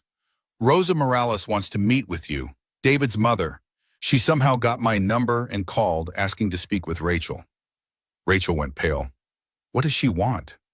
She didn't say, just that she'd seen the news about Derek's arrest and the information that came out about the accident. She wants to meet face to face. That evening, Rachel and Marcus drove to a small Mexican restaurant in Pilsen, where Rosa Morales sat waiting in a corner booth. She was in her 50s, wearing a simple dress and crucifix necklace, her face lined with the kind of grief that never fully heals. Patricia had insisted on coming but stayed at a separate table, giving them space. Rachel slid into the booth across from Rosa, and Marcus sat beside her. For a long moment, no one spoke. Then Rosa said something in Spanish that Marcus didn't understand. Rachel responded haltingly in the same language, and Marcus realized with surprise that she was fluent. Rosa switched to English. You paid us to be quiet about David. Yes, Rachel's voice was steady despite her shaking hands. I did. and I'm sorry. Why you come now? The lawyers say I cannot sue. Too many years pass. I'm not here because of lawyers. I'm here because, Rachel stopped struggling, because my husband told me I needed to try to give you something real instead of just money. An apology, acknowledgement that what I did was wrong. Rosa studied Rachel with eyes that had seen too much suffering. Your sister, she killed my son. You give money so she not go to jail. Yes, I'm not going to make excuses for that. I chose my sister over justice for David. That was wrong. You have children? Rachel glanced at Marcus. Not biologically, but yes, I'm raising my husband's daughter. Then you understand. You understand why a mother do anything to save her child. The words hit Rachel visibly. She nodded, tears streaming down her face. Your sister, Rosa continued, she write me letters. Every year on March 15, she say sorry. She say she go to church and pray for David. She try to be good person now. Rachel blinked in surprise. I didn't know Sarah contacted you. She'd not use your money to pay me. She use her money, teacher money. Small amount each year, she say is for David's brothers, for college. Rosa pulled out her wallet and showed a worn photograph. My son, he want to be engineer. He was good boy. Marcus saw in the photo a young man with Rosa's eyes and a bright smile, frozen at 19 forever. Mrs. Morales, I can't undo what happened. Rachel's voice cracked. But I set up a scholarship fund in David's name at UIC for first-generation college students in engineering.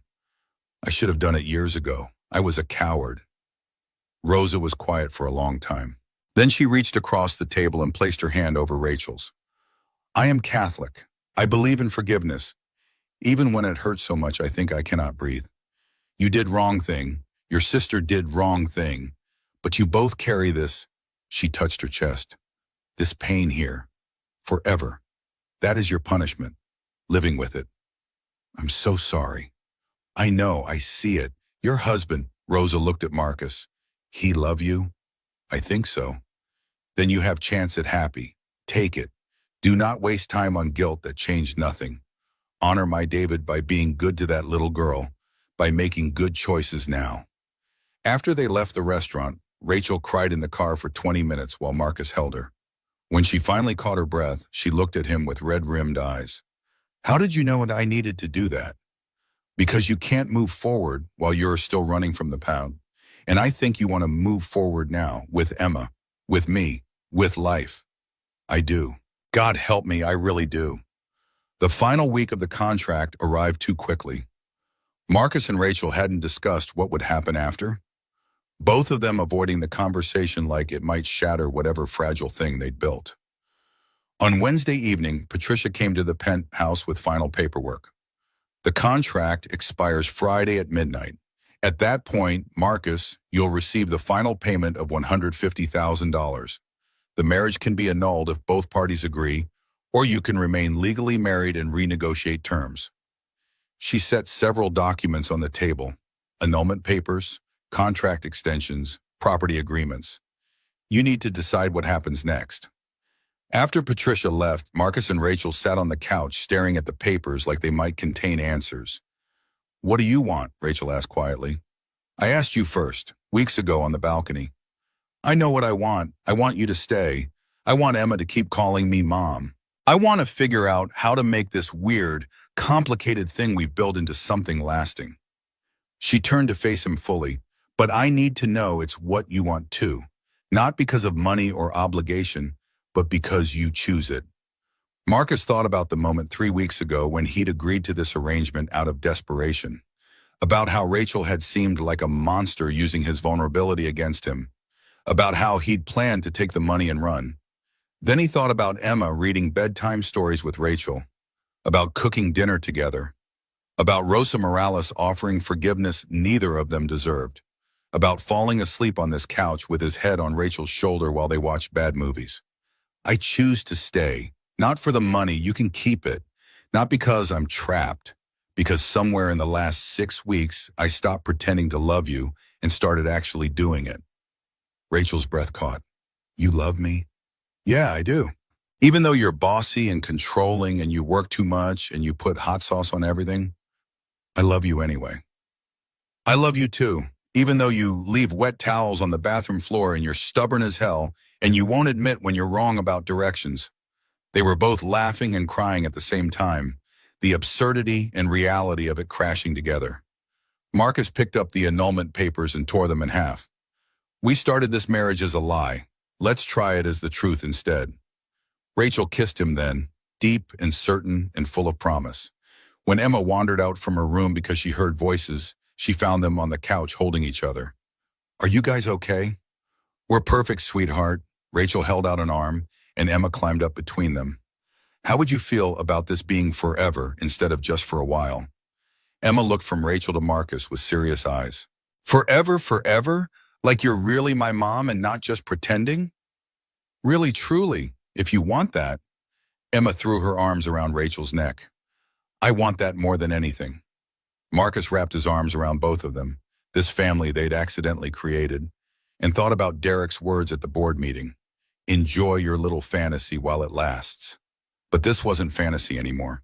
It was real and messy and complicated and more valuable than any contract. They'd started with a lie that had somehow transformed into truth, like cookies spreading in heat, becoming something different, but better. Outside the windows, Chicago sparkled in the November darkness. Inside the penthouse, three people who'd found each other through desperation were choosing to stay together through hope. The contract would expire in 2 days, but what they'd built would last much longer. They'd make sure of it. 6 months after the contract expired, Marcus stood in the Hartwell Technologies executive conference room, watching Rachel present quarterly results to a packed audience of investors and analysts. She commanded the room with the same confidence he'd seen that first night, but something fundamental had shifted. She smiled when she talked about employee retention programs. She made jokes that actually landed. She mentioned spending time with family without looking like she was reading from a script. When the presentation ended and the analysts filed out asking follow-up questions, Margaret caught Marcus in the hallway. You know what the board said after that meeting? This is the Rachel we always needed. You did that. Whatever you two have together, it's made her whole in a way we've never seen. Marcus thought about mornings making breakfast while Emma practiced spelling words, about Rachel coming home at reasonable hours and actually relaxing on weekends, about the three of them figuring out how to be a family without instructions or contracts. She did it herself. I just gave her a reason to want to. That evening, they celebrated with dinner at a quiet Italian restaurant, not Lucia's, which existed only in their fabricated backstory, but a real place they'd discovered together. Emma practiced using her fork properly while telling them about her school's upcoming science fair. Can we make a volcano? Sophie's doing a solar system and Tyler's doing something with magnets, but I want an erupting volcano. Rachel considered this seriously. Volcanoes are dramatic, but the science is fairly basic. What about a demonstration of water filtration? You could show how dirty water becomes clean through different layers of materials. Will it explode? No, but you could add food coloring to make it visually interesting. Emma's face fell slightly. Rachel caught Marcus's eye and he saw her reassessing. Or we could do both. Filtration for the science, volcano for the dramatic finale. Best of both worlds. Emma brightened immediately and Rachel looked pleased with herself for finding the compromise. These small moments of parental problem solving had become their new normal. Less about pretending to be a family and more about actually being one. Later that week, Jennifer came for her scheduled visit with Emma. The custody arrangement had settled into a workable rhythm. 2 weekends a month, rotating holidays, summer vacations split evenly. Jennifer had remarried Richard Park in a small ceremony, and the desperation that used to drive her interactions with Marcus had faded into polite civility. She picked up Emma from school on Friday, and when she brought her back Sunday evening, she stayed for a few minutes in the penthouse entryway. This was new. Usually she dropped Emma off and left immediately. Richard and I are moving to Denver. He got offered a VP position at a regional bank. Marcus felt his stomach drop. When? End of summer. I know it complicates the custody schedule, but we'll work something out. Maybe longer visits, less frequently, or Emma could fly out for school breaks. Emma had already run to her room, eager to show Rachel a rock collection she'd started. Jennifer watched her go with an expression that might have been regret. She's happy here, happier than I ever managed to make her. I used to resent that, but now I'm just grateful she has it. She still needs her mother, Tung. I know, and I'm trying to be better at that. But you and Rachel, you're her real parents now. I'm just the person who visits. Jennifer's voice caught. That's hard to accept, but it's true. After she left, Marcus found Rachel helping Emma organize rocks by color on her bedroom floor. Jennifer's moving to Denver. Rachel looked up sharply. When? August. She says we'll figure out a new schedule. Emma? Rachel's voice gentled. How do you feel about Mama Jennifer moving away? Emma shrugged, focused on her rocks. It's okay. She'll still visit sometimes. And I have you guys. The casual acceptance hurt more than tears would have. At 6 years old, Emma had already learned not to depend too heavily on Jennifer's presence. Marcus caught Rachel's eye and saw the same sadness reflected there. Not for themselves, but for the relationship Emma and Jennifer had never quite built. That night, after Emma was asleep, Marcus found Rachel in her office reviewing contracts despite the late hour. Old habits died hard. You promised you'd stop working past 9. I'm almost done, just finalizing the acquisition terms for that startup in Austin. But she closed the laptop when Marcus sat down across from her. Denver is far. Yeah, but maybe it's better. Clean break. Emma won't feel torn between two households in the same city. Rachel was quiet for a moment. Do you ever regret this? Giving up your freedom for a ready-made family and a complicated woman with a difficult past? Marcus had learned that Rachel's insecurities tended to surface late at night when exhaustion lowered her defenses. I gave up working nights and barely seeing my daughter for a job that challenges me and a woman who makes me want to be better than I thought I could be. That's not sacrifice, that's winning. Even though we started with lies, especially because we started with lies and chose truth anyway. That takes more courage than starting clean. Rachel smiled, tired but genuine. Patricia says we're her favorite clients. She's never seen a fake marriage turn into a real one before. We're trend-setting. We're insane. That too. 2 months later, Marcus walked into the penthouse after a facilities management conference in Dallas to find Rachel and Emma covered in flour, attempting to make homemade pasta. The kitchen looked like a PM had gone off in a bakery. We're making fettuccine, Emma announced proudly, holding up a lumpy strand of dough.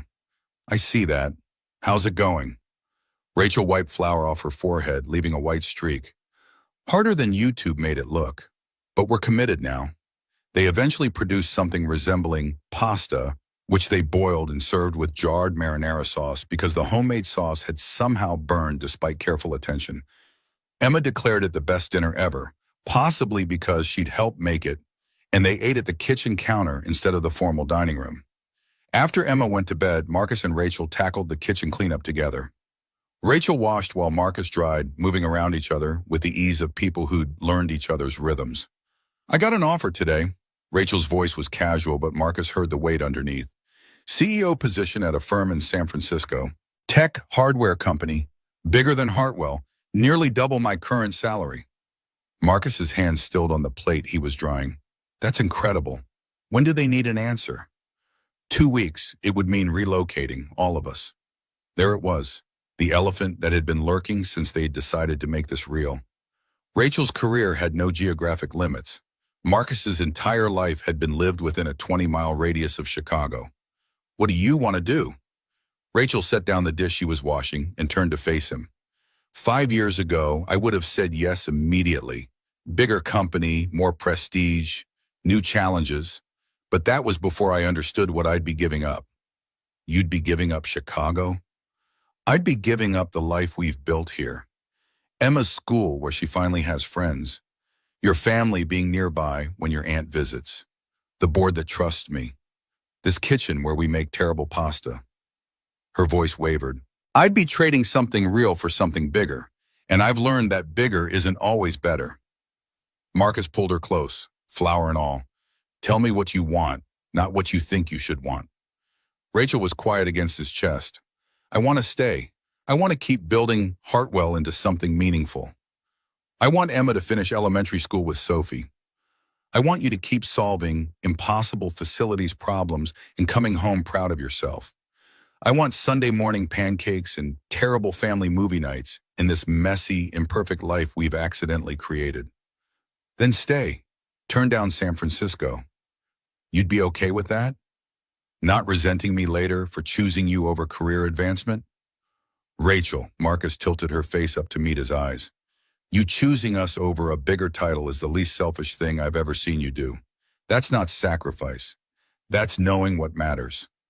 She declined the offer the next day, and the board voted her a raise and additional equity that made the San Francisco salary look modest by comparison. Margaret told Marcus privately that they'd been prepared to counter any offer Rachel received. She was too valuable to lose. The summer brought changes. Jennifer moved to Denver with Richard and established a new routine of visiting every other month for long weekends. Emma handled it with the resilience of children who adapt when they must. Sarah visited from Boston with her husband Tom, meeting Marcus and Emma for the first time. The dinner was awkward initially. Sarah's guilt over David Morales hung in the air like smoke. But Emma's innocent questions about Boston and teaching broke the ice. By dessert, Sarah was laughing at Emma's impression of her science teacher, and Tom was swapping welding stories with Marcus about their respective fathers. After Emma went to bed, Sarah pulled Rachel aside on the balcony. You did this for me, protected me, gave up your peace of mind, paid my debts, and I never said thank you properly. You didn't need to. I did, I do, and I need to say something else. You can't keep carrying my guilt. What I did was my responsibility. You helped me survive the consequences, but you don't own them. Let yourself be happy. Oh, Rachel, you've earned it. That conversation shifted something in Rachel. She stopped checking her phone compulsively during dinner. She took a full week off in August to rent a house in Door County where they did nothing but swim and hike and read books on the porch. She laughed more easily and slept more soundly and seemed lighter in a way Marcus had never seen before. In September, Hartwell Technologies launched a scholarship program for children of custodial and facilities workers. Full tuition to any college in Illinois, plus stipends for books and housing. Rachel announced it at a company meeting and specifically credited Marcus for the inspiration. My husband taught me that the people who keep our buildings running deserve the same opportunities for their families as the people writing code on our computers. This program is small recompense for years of overlooking that truth. The standing ovation was genuine, and afterwards several custodial workers approached Marcus to shake his hand and thank him. One older man named Jerome, who'd worked nights for 15 years, had tears in his eyes. My daughter's a junior in high school, smart as hell, but I couldn't figure out how to pay for college. Now she can go anywhere in state. You did that. Marcus had to excuse himself to the bathroom to collect himself. When he emerged, Rachel was waiting. That's what power should do. Open doors for people instead of closing them. You taught me that. By December, life had settled into rhythms that felt permanent. Emma was thriving in second grade, reading at a fourth grade level, and declaring she wanted to be a scientist who studies volcanoes. Rachel's company had its best revenue year ever and was being courted for acquisition by tech giants. Marcus had restructured the entire facilities operation and was presenting at national conferences about sustainable building management. On Christmas morning, they opened presents in pajamas, while Emma tore through boxes with the enthusiasm of someone who'd never quite believed stability would last. Rachel gave Marcus a vintage welding jacket that had belonged to his father. She'd tracked it down through his aunt and had it restored. Your dad would be proud of you, who you became, what you built. I wanted you to have something of his. Marcus couldn't speak for a moment, just held the worn leather and remembered his father teaching him to read blueprints in their garage. He gave Rachel a first edition of her favorite childhood book, The Secret Garden, that he'd found through a rare book dealer. Inside, he'd written, "For the woman who taught me that the most beautiful things grow in unexpected places. Thank you for taking a chance on a janitor." Emma gave them both drawings she'd made in art class, portraits of their family that included her, Marcus, Rachel, and inexplicably a dragon. That's Sparky, our family dragon. He protects us. Every family needs a dragon. Rachel hung the picture on the refrigerator with ceremony. That afternoon, Patricia came by with her wife Anne for Christmas dinner. Over turkey that Marcus had somehow not burned, Patricia raised her glass. A toast to the strangest case I've ever handled and the best outcome I've ever seen. You two took a transaction and turned it into a partnership. That's rare and precious. Anne added, also, you gave Patricia her first white hair. Look. She pointed to a silver strand in Patricia's otherwise dark hair. That was the board meeting where Derek revealed the Morales situation. I aged 10 years that day. But we survived it. Rachel reached for Marcus's hand across the table. That's what matters. Later, after Emma was asleep and Patricia and Anne had left, Marcus found Rachel standing by the living room window watching snow fall over Lake Michigan. He wrapped his arms around her from behind, and she leaned into him. A year ago, I was terrified and alone and convinced I was about to lose everything. A year ago, I was cleaning this building at midnight and trying to figure out how to keep my daughter. And now? Marcus thought about Emma sleeping peacefully down the hall, secure in the knowledge that both her parents would be there in the morning, about Rachel's genuine smile when she walked through the door each evening, about the life they'd built from desperate lies and stubborn hope. Now I have everything I didn't know I needed. A daughter who's thriving, a wife I actually love, work that matters, a family that chose each other instead of settling for blood relations. Rachel turned in his arms to face him. You know what Emma asked me yesterday? She wanted to know if we could adopt a dog. She said every real family has a dog. What did you tell her? That we think about it, but what I wanted to say was yes, because she's right. We're a real family now, not pretend, not performance, real. So should we get a dog? Rachel laughed. Probably. Something big and ridiculous that sheds everywhere and ruins the furniture. Complete the transformation from corporate executive to actual human being. They stood together in the quiet apartment, watching snow blanket the city in white. Tomorrow there would be work emails and parent-teacher conferences and the million small complications of life. But tonight there was just this, two people who'd been strangers 13 months ago, now bound by choices that had somehow become love. Marcus remembered Rachel's words from that first night. If you say yes, both our lives change forever and there's no going back. She'd been right. Everything had changed, but not in the way either of them had expected. They'd started as strangers making a desperate bargain. They'd become partners navigating crisis. And finally they'd become family, messy and imperfect, and built on a foundation of lies that had somehow transformed into the most honest thing either had ever known. Rachel pulled Marcus toward the couch where they curled up together under the throw blanket Emma had helped pick out. Outside, Chicago sparkled with Christmas lights and fresh snow. Inside, two people who'd been alone had found home in each other. Thank you for saying yes that night. Rachel's voice was drowsy. Even though I forced your hand, even though it was wrong, thank you. Thank you for being scared enough to ask, desperate enough to risk it, brave enough to let it become real. They fell asleep that way, tangled together on expensive furniture in a penthouse that had once felt like a stage set but now felt like home. The contract that had brought them together had expired months ago, its terms fulfilled and discarded. What remained was something no contract could capture, the kind of love that grows when two people stop performing and start living. In the morning, Emma would wake them up demanding pancakes and asking again about the dog. Rachel would make coffee while Marcus attempted breakfast. They'd probably burn something and definitely make a mess. It would be ordinary and chaotic and perfect. Because the best things in life aren't the ones we plan carefully. They're the ones that ambush us in midnight hallways and force us to choose between safety and possibility, between loneliness and risk, between who we've always been and who we might become if we're brave enough to try. Marcus and Rachel had chosen to try, and in trying they'd found something neither had known they were missing. A partner, a parent, a person who saw them completely and loved them anyway. That was worth more than any contract, more than any amount of money, more than anything either had thought they wanted back when this started. It was worth everything.